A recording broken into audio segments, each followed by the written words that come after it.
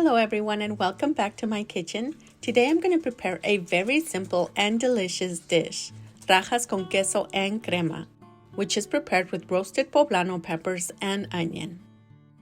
After washing the poblano peppers and drying them with a clean paper towel, rub a little bit of oil on each one and roast them on a comal, a pan, over an open flame, in the air fryer or in the oven. Once they're nice and charred on all sides, place them in a plastic bag and allow them to rest for about 25 to 30 minutes or until they're cool enough to handle.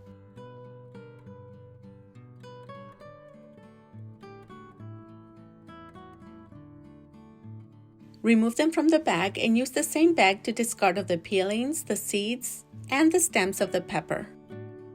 This part can get a little bit messy. When cleaning your peppers, avoid running them under water because it may wash away some of that good flavor. When cleaning them, start by trimming off the stem, cut it open, and using the same knife, scrape off the seeds. When preparing this recipe, I like to add a little bit of heat to mine. So I also went ahead and roasted 4 serrano peppers to blend with the ingredients to add a little bit of heat to this dish. But this ingredient is completely optional. If you don't want it spicy, you can leave these out completely. For the serrano peppers, I'm going to peel them and remove the stems, and I'm going to leave the seeds in the pepper for that extra heat.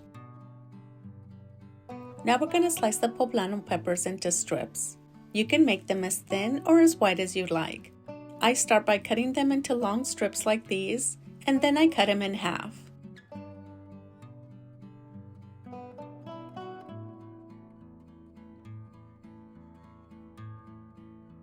Once we're done slicing the poblano peppers, we're going to move on to the onion. I'm going to use 1 medium white onion, but you can also use yellow onion. Cut it in half and then into half-moon slices.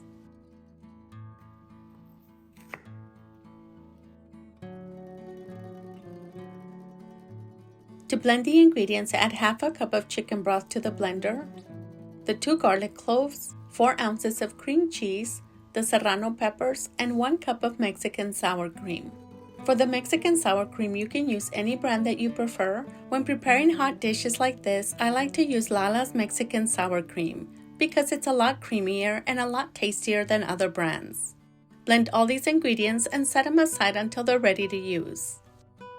Using a medium pan, heat up 2 to 3 tablespoons of vegetable oil or butter over medium heat.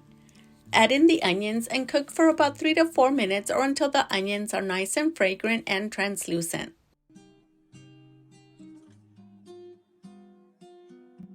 Mix in the sliced chile poblanos with the onions.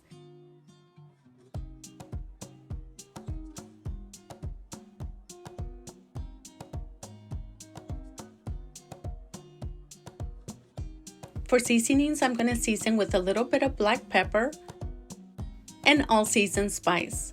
Or you can also use chicken bouillon to add more flavor to the dish.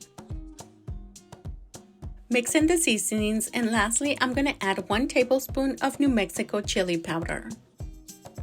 This is going to add a lot more flavor and color to the dish. Mix in the chili powder, then pour in the contents from the blender.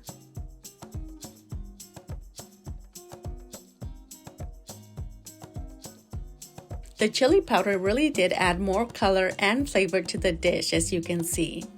Once it reaches a light simmer, we're going to turn down the burner to low. And at this point, we're also going to taste it to see if it needs additional salt or seasoning. And to make this dish even more abundant, you can also mix in 1 can of corn, which makes this dish even more delicious. Cook for an additional 5 to 7 minutes over low heat or until the peppers are completely cooked through and the sauce is nice and bubbly and a little bit less reduced.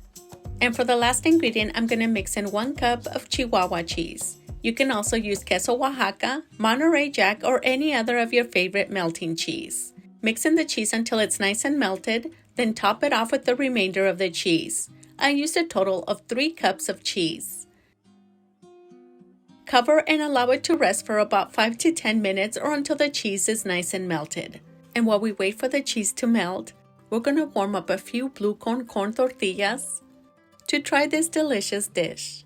This dish goes great as a side with your favorite protein or enjoy it in a warm corn or flour tortilla. And now for my favorite part, the taste test. If you try this recipe at home, make sure to leave a comment and let me know what you think. And if you add any other ingredients, let us know so we can try it as well. And if you like this recipe, make sure to leave us a like or a comment so we can continue to share more recipes like this one. And share with your friends and family so they don't miss out on these delicious recipes. And if you're new to this channel, subscribe and turn on the notification bell so each time we upload a new video, you will receive a notification. Thank you so much for watching, and make sure to join us again in the next video for a new recipe.